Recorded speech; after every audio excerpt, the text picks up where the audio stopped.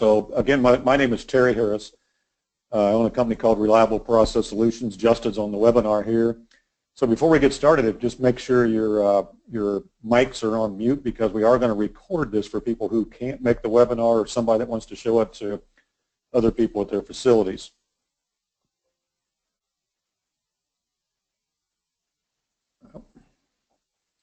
So a little bit about myself. I'm a certified RCM facilitator. We train on RCM. We also perform RCMs. We also have our own RCM software that we sell in a couple different versions. Excuse me. But in doing RCMs, I found out that people didn't understand about predictive and proactive maintenance. So over the course since 2004, we developed a number of different programs in those areas. And in fact, next month we'll talk about basic predictive technologies and how they're used. We also do lubrication audits. We do a lot of lubrication type training for companies, either on-site or with public courses. We do equipment failure modes training, which relates back to RCM, how specific equipment components fail, and we base those on the industry, but we go into a lot of industries and they tell us what kind of equipment they're having issues with, and we do full-blown training programs in all the ways those equipment components can fail. One thing we'll talk about at the end is asset criticality.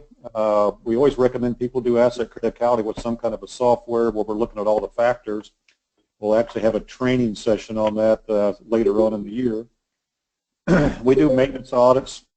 We do some project construction management service in the past where we install new equipment and guarantee no failures for 3 years.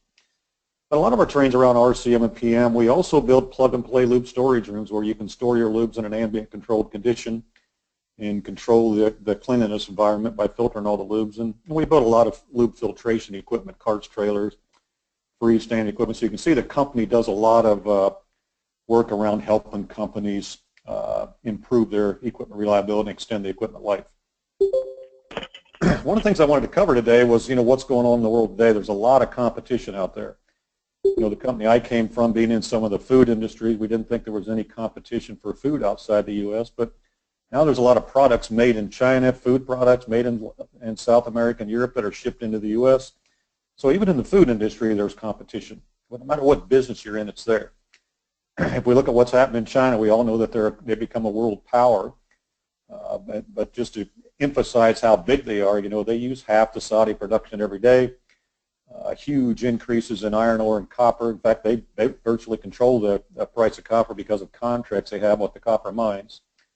But they acquire natural resources everywhere in the world. And 30% of all the world minerals are used in China today. More interstate highway miles than the U.S., and that's happened in the last 5 or 6 years. 20 nuclear power plants are going to be built, in the next couple of years, and they've got 150 on the drawing board, to control their energy.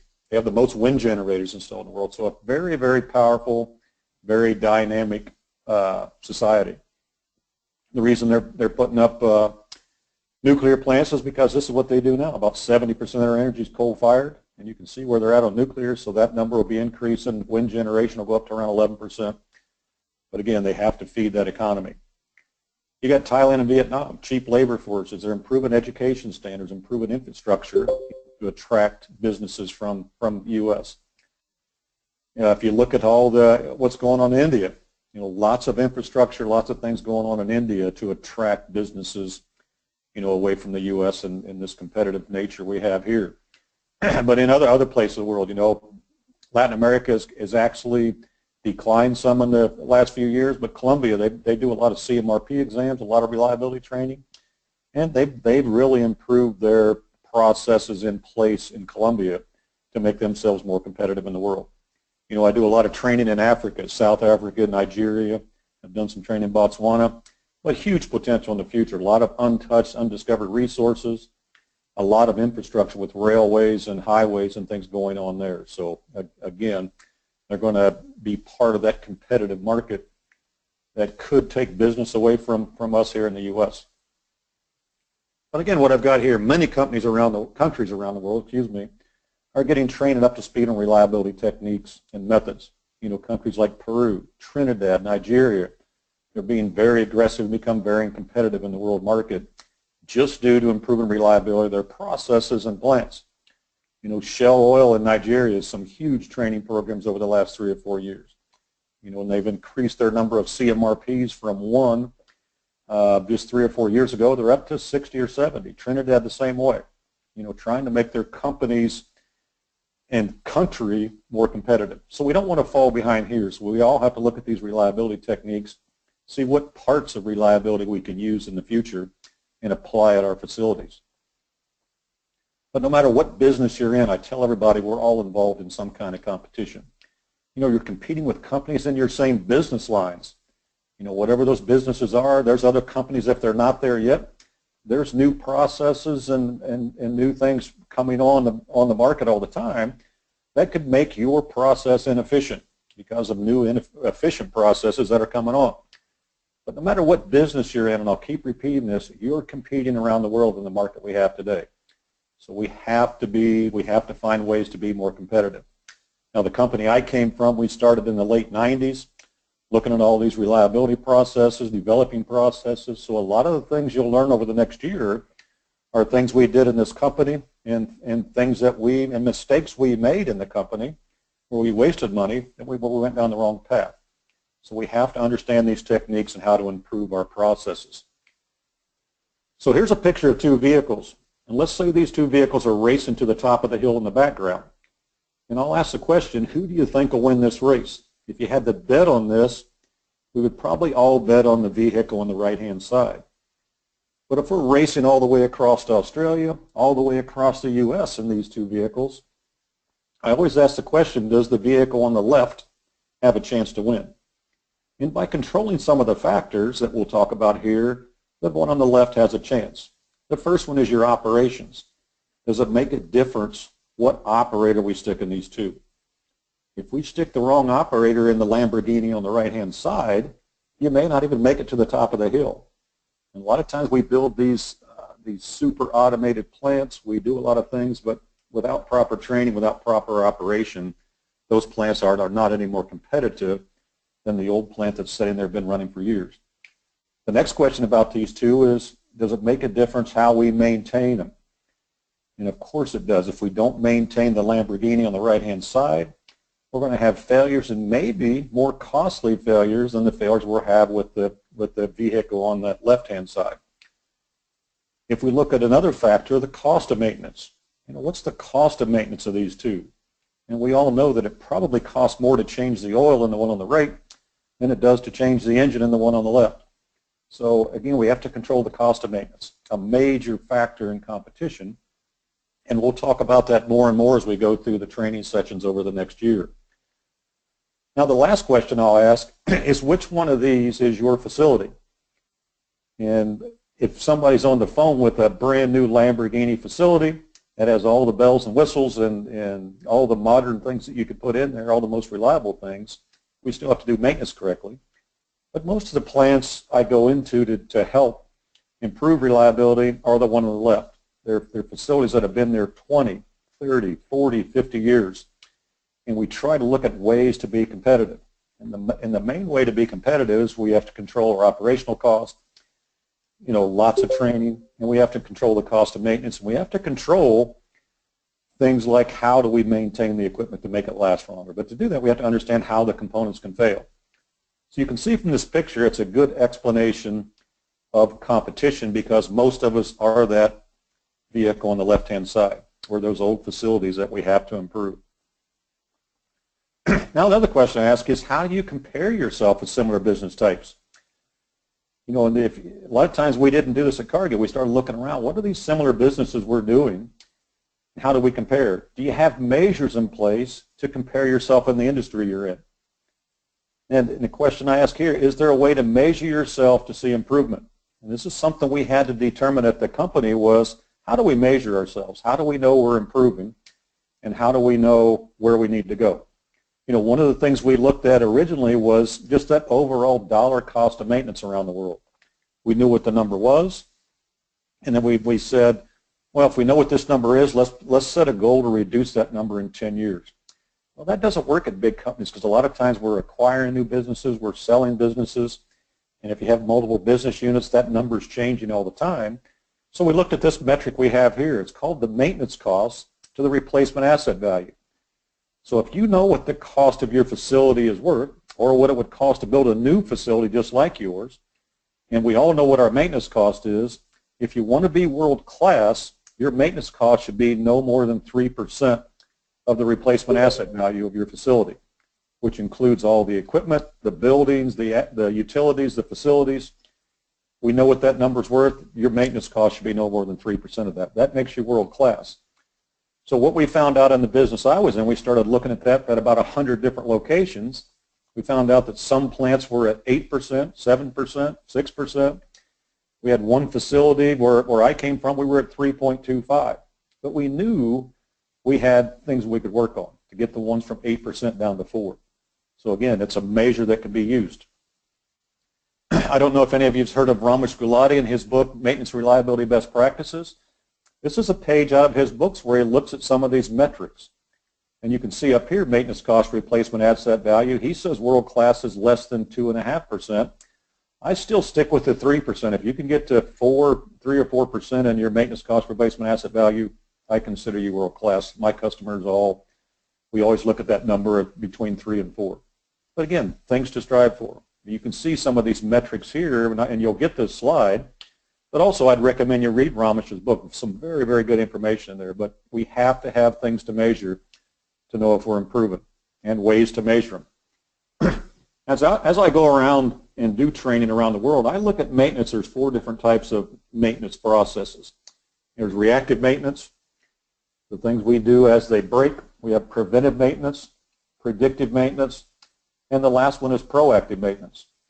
Now, in 1988, they did a benchmark study with about 400 companies around the U.S., and what it showed that these companies, 55% said their time was spent in reactive maintenance, 30% of their time was spent in preventive maintenance, 10% predictive, and 5% proactive. Of course, there wasn't a good definition of proactive in 1988, but it was a good benchmark study. And you'll look in 1992 in the U.S., we can see the numbers didn't change very much. In 97, people started doing more predictive technologies, but still very little proactive. But all of a sudden in 2004, the predictive goes down to 12%. And the reason why is because people started using predictive technologies. They were still doing a lot of reactive, so they didn't react to the data that the predictive technology was telling them. And there wasn't a payback, so companies went away from predictive technologies for a while. And now it's back up. And you can see the amount of reactive is actually going down in the 2010 study. And hopefully there'll be another study coming out. But you can see here in the U.S. we do this a lot. We don't make very many changes. Sometimes the changes we make are not very sustainable. So we have to figure out a whole process, which we'll talk about over this year.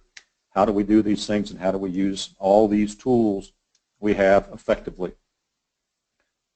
Here's another issue that I run into it a lot of times when I go to companies. It says when an equipment problem appears, what most influences how companies make the final decision on a course of action? Well, we can see here in this study done by TLT that operations 60% of the times makes the decision on how we're going to take a course of action, how fast we're going to repair something that's failed. And really, we need to get it more into maintenance hands because we have to do the right things. A lot of times we make repairs in the reactive mode. It's not quite the right repair. You know, I mean, all the way down to things like duct tape and wire, and sometimes we don't use precision alignment. Sometimes we don't put precision parts in. We don't use torque wrenches. So if maintenance has more control of that and more time to make repairs, the equipment will actually last longer. So a good slide to study and see how your company compares to that.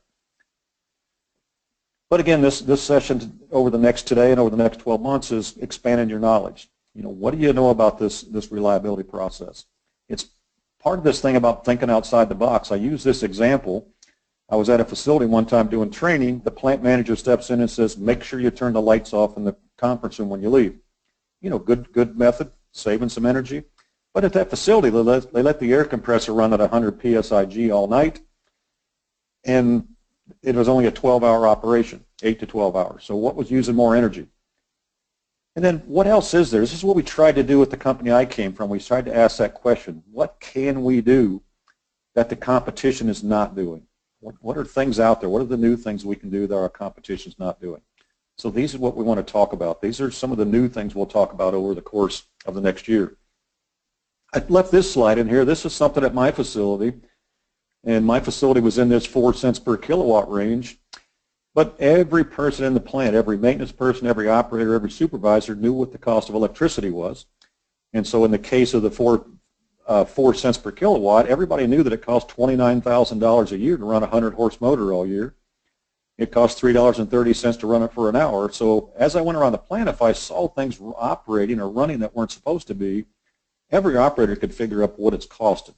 And so making people aware. The reason I went out to 18 cents a kilowatt is a friend of mine built a biodiesel plant in Houston. The cost of electricity was 17, 18 cents a kilowatt there. So it's even more effect on the bottom line when we have things operating that aren't supposed to. And I put a little note down at the bottom. I've done a lot of work in Puerto Rico for the pharmaceutical and power industry. The cost of electricity in Puerto Rico is 27 cents per kilowatt. And so people shouldn't be asking, why are companies moving out of Puerto Rico? I mean, electric-wise, you can't afford to be there running big operations. But here's a good question. Why do you have maintenance at your facilities? What are those maintenance people there for? And some of you I know are from maintenance. What is your function? What's your payback? And a lot of times people say, well, we need maintenance there to fix things when they break. But we got to get out of that philosophy. We can't just fix things when they break. We have to add some reliability when we do those tasks. Here's a plant manager. He says, hire some maintenance guys that know how to fix things fast to keep me operating. Now, are those kind of guys available that know how to fix things fast? And what does fix actually mean? So again, we have to get that philosophy away. We're not just doing maintenance. We're not just a function in our businesses to fix things when they break. We have to add some reliability to our equipment. We have to extend that equipment life.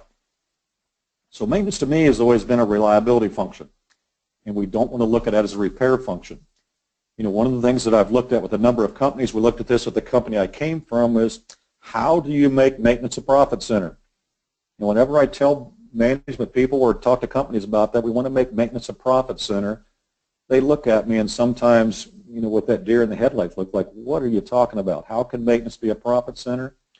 Well, if you look at all the factors that a maintenance person or a maintenance group has, where we could actually make equipment last longer, if we make equipment last longer and add some reliability or improve the reliability, do we have less safety incidents? Do we run more product? Do we have less quality issues? And if you keep track of all those numbers, maintenance can make money for the company. We can make maintenance a profit center. So another way to look at what we're doing. So we don't just want to fix things. You know, we do not want to make repair work. Every maintenance task should have reliability in mind. So we can start thinking of this whole process in that way. So now we're going to get into the topic of our conversation here, the potential failure curve. This failure curve comes out of RCM. The bar on the left side of the curve right here is equipment performance. Excuse me. Excuse me, sorry about that. The bar across the bottom line of this slide is time. Excuse me again. But for any piece of equipment we have in our plant, it can be over here in the top left-hand corner of that peak performance. It's doing what it's supposed to do. It's doing what it was designed to do. But we all know over time our equipment follows this failure curve down, and the equipment eventually gets to this FF point where it functionally fails, which could mean it's still operating. But if you take the example of a pump, let's say a pump originally was supposed to pump 250 gallons a minute at 100 psi, and over time it now only pumps 240 gallons a minute at 90 psi. In RCM terms, that component has functionally failed. It may still be operating, not doing what it's supposed to do or what it was designed to do, but it's still operating. And sometimes we accept that as being okay. Now if we go up to point S on the curve, this is the point where the failure in any component or any piece of equipment or any operation can first be determined. Now, this can't be determined with human senses, but with some technologies, something tells us that that component is starting to fail. So then there's this interval between when we first see the first sign of failure and when it actually functionally fails. That's called the PF interval. So we won't talk much about that till we get into the RCM training, but let's look at this slide. Over here on the right-hand side of this curve is this area I call the reactive area. So as a component gets down to here where we start detecting failures with human senses, you know, an operator or maintenance person comes in and says there's a bearing out there that's hot. So maintenance goes out, sure enough it's hot, we put a couple shots of grease in it, cools it down, that's what the bearing needed. Well, a week or two later now we can feel something. And we put some more lube in it maybe. And maybe a month or two later now we can hear some noise. We don't even have to touch it, we can actually hear the noise. But eventually when we're down in this area right here, we're eventually going to have stinking, squeal, and smoking, and the component's going to fail. Well, this is the reactive area. If we're finding failures of our equipment components by human senses, that's called reactive maintenance. And once the component reaches this area, there's really nothing we can do to bring it back to new, to bring it back to the peak performance, because it actually has wear. All we can do maybe is extend the life down here, but it's going to fail.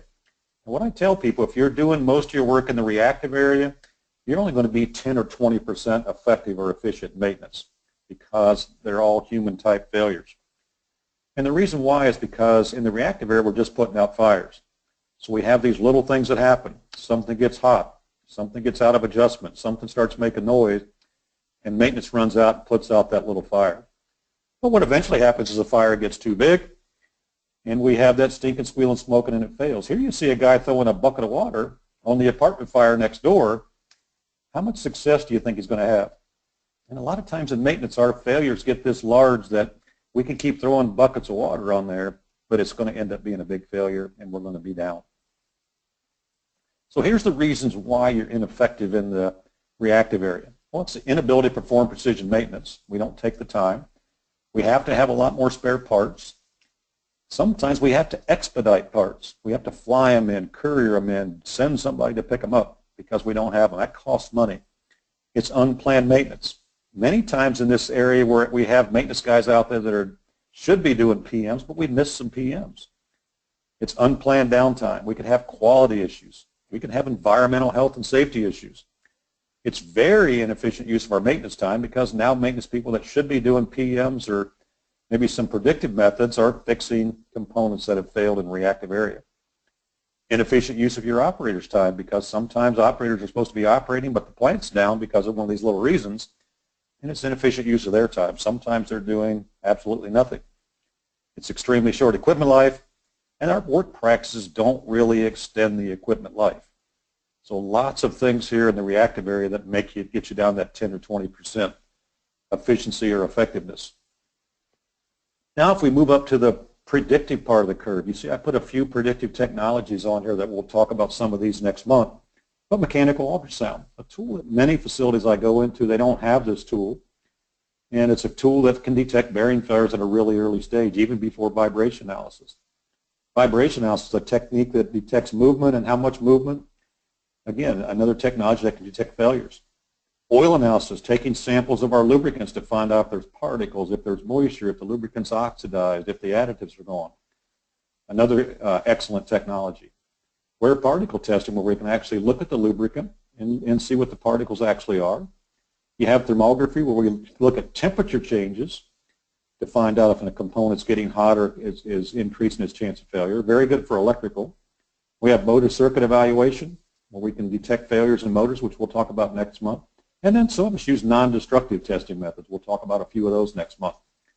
But what it's saying here is if we use these predictive technologies and use them effectively, we can become 30 to 50% effective or efficient in maintenance. Now here's the reason why this works. Let's say we take an oil analysis sample, we find out that there's particles or moisture in the oil. If we correct that issue, filter the particles out or get the moisture out, we keep the component from wearing and getting down to the reactive area. Let's say mechanical ultrasound. We're going out and checking bearings or motors with mechanical ultrasound. And we find out that a bearing is starting to make a little bit of noise. If we lube it at that point where we're picking it up with this tool, long before we can hear it with the human ear, if we do the lube task then, we can keep the component from ever wearing and getting down to this reactive area. So we'll talk about this more next month, but it's very, very important that we do predictive technologies and we react to them and we keep components from ever wearing out. But it says here, 80% of all equipment failures can be predicted. 80% of all bearing failures can be predicted 3 to 6 months before they fail with these technologies. 80% of all motor failures can be predicted 6 to 12 months before they fail. There's technologies out there to do this, But is it cost justifiable for your industry, for your business to do this? And this is what we'll talk about next month. How do we know if it's cost justifiable? Here's a mechanical ultrasound tool. This is a UE10000. And what the technician's doing here, he's listening to a bearing. As that little bar chart increases across the screen, he knows that that bearing's making noise. Sometimes we can lube it, bring the noise down. Other times we can lube it and it doesn't bring the noise down, and we know the bearing's going to fail. Very effective tool. Infrared cameras. The very first infrared camera that I priced in 1995 was $65,000. The company said, no, you can't have one of those. But now you can buy these little cameras here. These are some small versions that a maintenance person could carry in his toolbox. We not only see temperature, but we can take a picture. So we know at a really early stage when a component may be getting hot or there may be an issue. Make the correction then. Here's some vibration tools. Now, the company I was with, we hired a vibration company. They came around and did readings once a month, once every 3 months. But these little handheld tools where you can do vibration analysis every day or every hour if you want. So the one on the right is made by DataStick. You can take readings, you send the result. You don't even have to read them. You can send the results to them. They interpret the data. This is one that me and my son use, the TPI 9070. We get hired sometimes to take our mechanical ultrasound tool and this little vibration tool in, and we can virtually tell you equipment that's going to fail in a month, 2 months, or 3 months just by the readings we get from this. This little TP 9070 does vibration in 1, 2, and 3 times RPM. So we can tell you if it's out of balance, we can tell you if you got misalignment, we can tell you all kinds of issues. But again, a tool that costs $1,200, the one on the right's about $3,000, but they're tools where we can do our predictive technologies more often and find failures. So predictive technologies, what do? We're going to reduce collateral damage. Now it gives us time to plan the work because we know months ahead of time that something's failing. So now we can have the time to do the correct maintenance. Now we can have time to order the correct parts. We don't have to expedite those parts because we're finding out at an earlier time. We can plan to do precision maintenance. This is something the company I was with, they said, if you're using a predictive technology and you can predict the failure within 1 month, you're not allowed to stock the spare part anymore. So we were able to eliminate spare parts and reduce spare parts by 30%. More efficient use of your maintenance time because the work's planned, less emergency downtime. Your repair work can actually extend the equipment life, and it's safer work conditions when the work's planned. So lots of advantages there to make you more efficient in the predictive area. Now the last part of the curve is what can we do while your equipment's running at its peak performance or when it's new? It says convene proactive extend equipment life cycles. It says here many times we assume that brand new or rebuilt equipment is perfect. It may not be, and also the practice of storing, installing, operating, and maintaining, we add many failure modes. So let's look at some of the proactive methods. Here's one which we'll talk about a few months from now, lubrication excellence. Now you can see over here in this area, our equipment's at its peak performance. It may have no failures. It may be running, doing perfectly what it's supposed to be doing, but does that mean we just let it run until it makes noise? Or do we let it run to these different cycles that where we're going to do PMs? Well, lubrication excellence, if we get all the particles, all the moisture out of our lubes, it's been proven that we can reduce rotating equipment failures by 50%, which means 50% of your rotating equipment failures now are lubrication related. If we do precision alignment and precision balance, we can extend the equipment life, which means align it perfectly from the beginning, buy balanced equipment. When you get down to select suppliers, this goes back to alignment and balance. Select suppliers is something we looked at the company I was with. We went out to find out who made the best motor, who makes the best pump, who makes the best of everything we used, and we found out there's different specifications. If you think you buy a brand new ANSI pump and it's precision balanced, it's not. It's balanced to an ANSI standard, which is not precision. And all the companies don't even follow the balance standards. I've taken brand new electric motors out of a box, 150 horse motor, and checked the balance on a brand new motor, and that balance was 0.28 inches per second. The ESA standard for an electric motor is supposed to be between 0.08 and 0.12 inches per second. So here was a brand new motor that even the motor company didn't balance precision-wise. And you find the same things with pumps and other things. Supplier specifications. When you send an electric motor into rebuild, does the rebuild shop even balance your rotor to that 0.08 inches per second. We found out most motor rebuild shops don't even balance the rotor, and it can be balanced down to 0.05 inches per second on the rebuild, and it'll last 2 or 3 times longer. Just a balance spec on your electric motors. And then having some metrics in place. What are you measuring? How do you know where you're at? So you have to have some metrics in place to be proactive. Ranking your equipment, the asset criticality. What equipment is the most critical in your plant? A lot of times maintenance people, operations people will sit down and they just say, well, this is more critical because it fails or it costs more, but look at all the factors. You know, what happens to safety if it fails? What happens to environmentally if it fails? What happens to quality of your equipment or your product if it fails? You know, what's the maintenance cost? There's lots of things that go into an asset criticality. We'll talk about those in a few months. Reliability center maintenance. This is a process where if you use this to determine failure modes and how you're going to predict, prevent, or eliminate those failure modes, very important proactive process. TPM, total productive maintenance. This is where we get operators involved in doing some of our minor inspections, maybe some of our minor loop tasks. You don't have to have full-blown TPM, these processes. It's nice to do it that way, but understanding TPM principles, getting your operators trained to help you maintain the equipment is going to be key for future success.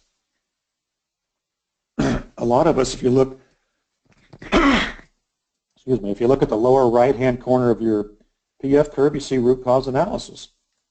A lot of us do root cause analysis after the failure, but if you follow the arrow around, we can do root cause analysis before the failure by either doing RCM or failure modes effect analysis. Reliability center design, another process we'll talk about later on. But what are your training programs? You know, my son were at a facility about a year ago where they hadn't had a training meeting with operations and maintenance people for 3 years, and they're wondering why their reliability of their process is so bad. You would have to have training program, very positive, proactive program. Having written procedures. Now, do you need written procedures for every single task? No, but we need written procedures for that top 20% of our critical assets. Everything we should do should be a written procedure. If you come from the military background, you don't do anything in the military without a written procedure.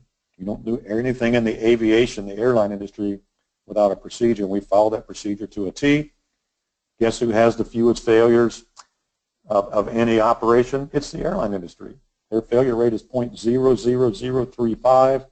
The best plant I've ever been in the world is 96, or 4% failure rate.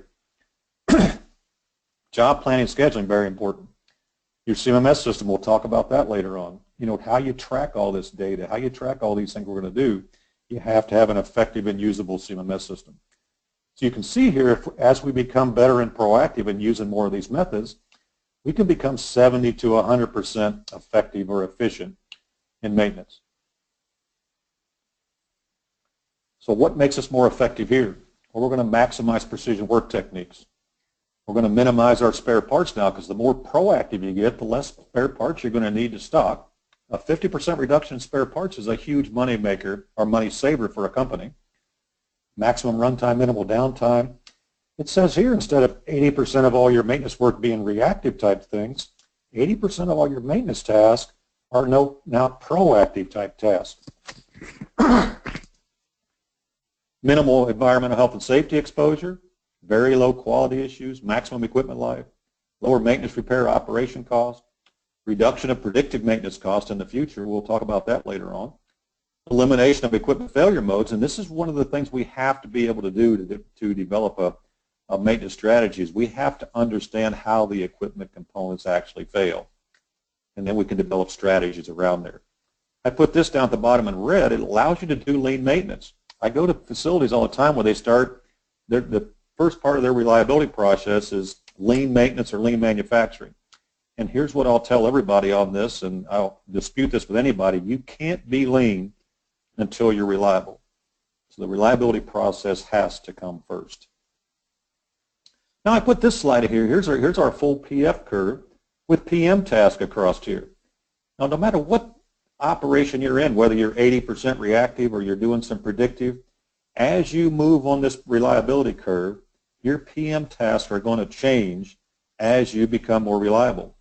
And I'll give you a quick example here. Let's say I've got a bearing in my facility, or I've got a gearbox in my facility, or a hydraulic unit that I change the oil on every 6 months. As you become more reliable and you start using oil analysis, when do you think you should change the oil in that gearbox? It's when the oil analysis tells you to change it. Let's say you have a bearing or a motor in your plant and you just rebuild it or change it every year because of risk. We should change it when vibration analysis, mechanical ultrasound, or some predictive technology tells us to. Let's say as we move into lubrication excellence over on the proactive part, let's say we don't change that oil now because we've switched it to a synthetic or we take all the particles out. Maybe that lube change-out task goes to every 3 or 4 years instead of every year. So again, all kinds of things that will change with your PMs as you improve your reliability. So as you move up the failure curve with your reliability program, your PM programs must change as your processes and techniques change. Monthly or yearly oil changes will change the oil based on results from oil analysis. Just one example there. Now this chart here, what it's saying is right now we have, there's probably someone on this call, I run into it in all industries, where 70 or 80% of your work is reactive, which means your maintenance guys are out there fixing things, correcting things, doing things as they're breaking or as they're failing. What we need to do is change that culture. We need to get some of those maintenance people up here on this top arrow going out here with some of these handheld vibration tools or these handheld predictive tools. We need to get some maintenance people trained on lubrication excellence. We need to get maintenance people trained on precision alignment. All these things, so the more things that your maintenance guys are doing on the left-hand side of that curve, over time, the less things you're going to have happen in the reactive area. So we must figure out how to take your existing manpower resources and get them to using predictive tools. You must do some training and get your manpower resources using these proactive methods correctly. Now I'm going to give you an example of how this doesn't work. I go to plants all the time where they buy the maintenance crew a laser alignment tool to do laser alignment. But as I'm going around the plant watching them do laser alignment, I'm seeing all these things they're not doing correctly. They're not using torque wrenches. They're not using new shims. They're not getting rid of saw foot first.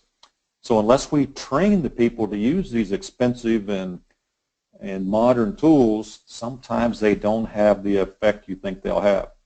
As we start doing predictive technologies, if your vibration analysis shows you that coupling's misaligned, guess what we have to do in order to see a result? We have to align that coupling. So again, using the tools correctly will improve your reliability. I put this slide in here. This is look at the little cost slide on here. Your highest costs are going to be higher as the more reactive work you do. And you can see as we start doing some predictive, as we start doing some proactive, your costs are going to come down because the more things we do on the left-hand side of the curve, the less things you do on the right-hand side of the curve. So there's some payback numbers in this. So it says here you may have to spend some money up front, right, because you've got to buy a few of these tools. You're going to have to spend some money on training. You're going to have to bring maybe some professionals in to help you get your program set up. So you're going to spend a little bit of money up front. But some common things, some things we found out the company I came from, and they've been found out at Cargill, DeFosco Steel, Eli Lilly, lots of different companies, that for every dollar you spend to improve reliability, there's a $5 to $10 return to the bottom line. Now this doesn't happen overnight or over the first year, but you'll notice this over the course of 3 to 5 to 10 years that there's a $10 return for every dollar you've invested here if we maintain these processes and keep them going effectively. If you look at this here, this is the cost per 100 horsepower. If you're totally reactive, it says your cost per 100 horsepower on an average is going to be around $17. If you have a good preventive maintenance program, you can drive your cost down to $12 per 100 horsepower. If you start doing that and have an effective predictive technology program, you're getting down there just a little bit below $8 per 100 horsepower. And if we have a good proactive program where we're doing failure modes, RCM, some lubrication excellence, look what it drives the cost down to, around $5 per 100 horsepower. Now that's about a third of what you're spending now, or 60% less actually, but it's a huge number. And I've noticed these things. I've got companies that have actually achieved this. We achieved it in the company I came from in many, many different business units. So again, may not be exactly the number for your business, but you can see what it does as an overall. But again, the business of maintenance. You have to do the following in business. We have to have a strategy in place. We have to develop some kind of a budget. What's the timeline going to be for what we're going to do? How do you manage change? One of the things I ran into was my maintenance guys at one time loved the overtime. They like lots of reactive maintenance. It was money in their pocket. How do you manage that change? How do you take things away? So you've got to manage that labor force. We have to develop some performance measures. And in everything we do, we have to control environmental health and safety. And the key thing here is communicate what you're doing with everyone. And everyone's got to be involved. It's not, a reliability process. It's not a one-man process. You can't say you're in charge of reliability, you're going to improve the reliability in this plant. It's never going to happen. It's a team effort. Everybody's got to be trained. Everybody's got to be involved. So develop a budget and timeline for the change. Can you do this in a year? There's no way. Can you do it in 3 years, 5 years? You can get part of it done, but you have to develop some kind of a plan. And the key thing here is you win with people. So you got to make sure that there's involvement and buy-in. That comes with training, making sure everybody understands what we're trying to do. And the key here to success is communicate in many ways with everyone. And again, this is something I always tell people, how do you define reactive maintenance? Is reactive maintenance, is it defining your plant? Or is it just everything that happens that just comes up that you have to do? And then is there an effective way to capture and record these events? What is reactive maintenance? What is corrective maintenance? How do we control that? So we need a definition. Now, there's two definitions. The one we started out, the company I came from, was any work that is not planned for 24 hours is considered reactive. So which means if we find something to plant, we have to come in and make a plan out for it. And then we recorded that. And then actually, I remember as a maintenance reliability engineer, I actually lose a huge percent of my bonus for reactive work. And this was the original definition. So I was trying to play games, doing things like, well, I found this. I'm going to make it last 24 hours so it doesn't go against my bonus structure. Well, that's a game you play. Well, now the company changed it to any work that's not planned for 3 days. Now, what does that force you to do when any work that's not planned for 3 days is reactive and it affects your pay? Well, what happens there is you do a lot better job of inspecting. You use more predictive tools. I've been at companies where any work that's not planned for 7 days is reactive. This forces you to get out there and do some things. It forces you to use some of these technologies, not wait for things to happen. Now, at these companies, at this one here where it says any work planned for not 3 days, we were able to drive reactive maintenance at 2 of the divisions of that plant to under 10%, which is world class. If you get reactive maintenance, I'm saying if you get reactive maintenance with a measure like 3 days down below 20%, I would consider you world class. But look at what you have now and see where you fall in that. So tracking reactive, preventive, corrective, predictive, and proactive maintenance takes a good CMMS system in place. Somebody has to track that with work orders. Look for issues that may be causing failures and develop ways to predict, prevent, or eliminate them. The fundamentals of RCM, when I do an RCM analysis, we look at failure modes, a specific way a component can fail. Then after we determine the failure modes, we ask those 3 questions. I always ask, is there a way to predict the failure? Is there a predictive technology that can predict that? If there is, then we ought to use it. Is there a preventive maintenance task that can prevent that failure from happening or extend that life? If there is, we develop that PM task around that specific failure mode. And then I always ask the question, is there a way to eliminate the failure from ever happening? Now, how do you eliminate a failure from ever happening? Well, maybe it's a more robust component. Maybe it's a different technique. Maybe it's something we can eliminate.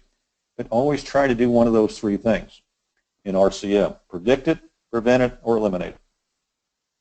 Now, I threw some slides in here. We're going to cover them pretty quick, but a lot of times we don't sometimes consider the cost of downtime. What does it cost me to be down? What all goes into that? Well, you have all these things with labor, operations, maintenance, general labor, contractors, supervision, management, engineering, and overtime. What about materials in the cost of downtime? Replacement parts, fabricated parts, materials, welding consumables, outside workshop hires, expedited shipping costs, and I know we all have those because I had those at the facility I came from.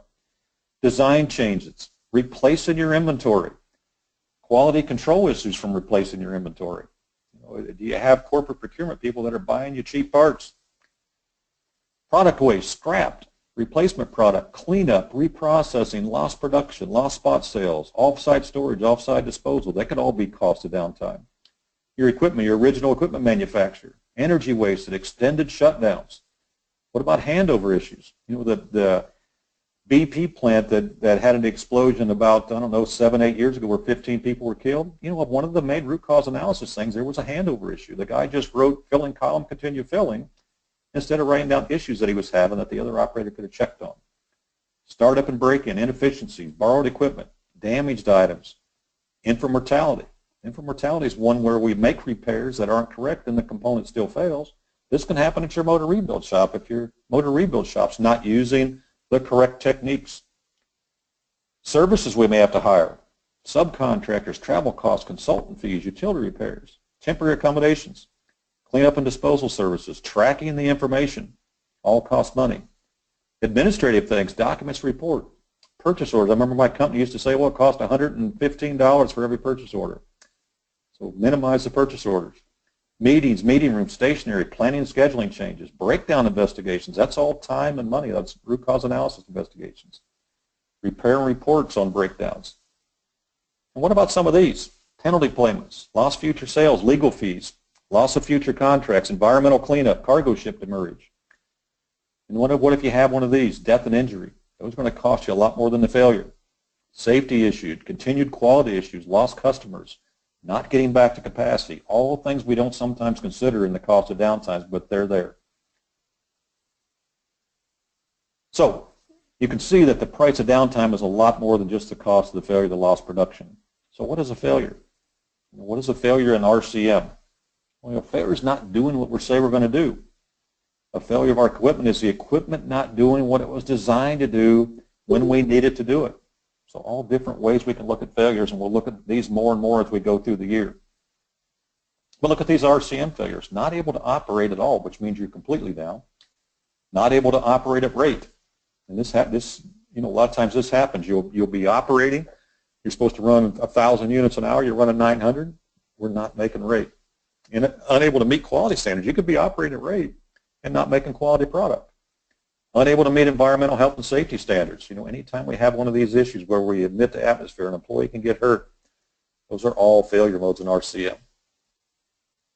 So the only way we can eliminate or reduce failures is by understanding how the equipment fails.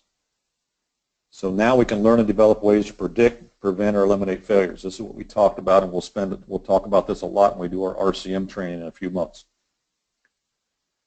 So what we're going to learn over the next 6 months is tools, processes, techniques that can be used to improve reliability.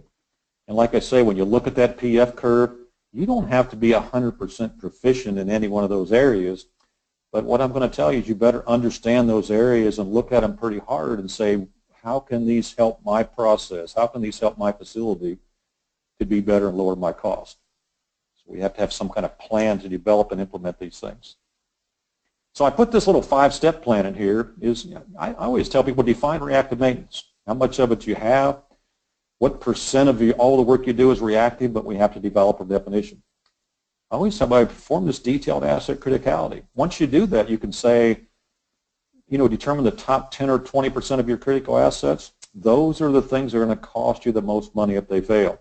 Those are the things we want to make sure we never miss PMs on. We do some predictive technologies on. We'd have written procedures for, so that's a very key component in developing a reliability process. And once we know what those top 10 or 20% are, develop preventive maintenance tasks to reduce failures, develop predictive tasks to predict upcoming failures, and develop some proactive processes. And once we get that done for the top 10 or 20% of our critical assets, which may take a year or two, I'm not sure, work on the next 20%. Now, sometimes the plant I go to, we never went below 50% of the asset criticality analysis because everything at the lower part, especially your bottom 20 or 30%, really don't cost you any money if they fail. But again, you have to determine that with a process. All right. So what we can do now, Justin can open up the lines. If we have a few questions we can take on the webinar. Otherwise, your other option is you can email questions to me at this email address, and I'll respond to you today on those questions. But I'm hoping everybody learned some basic fundamentals today that we can take back and start using. Again, if you want a copy of the PDF, Justin will make that available that you can download. If anybody that you know of missed the webinar, the webinar is going to be, the recording of this webinar is going to be, you're going to be able to download it. So we'll go ahead and open this up if anybody's got any questions.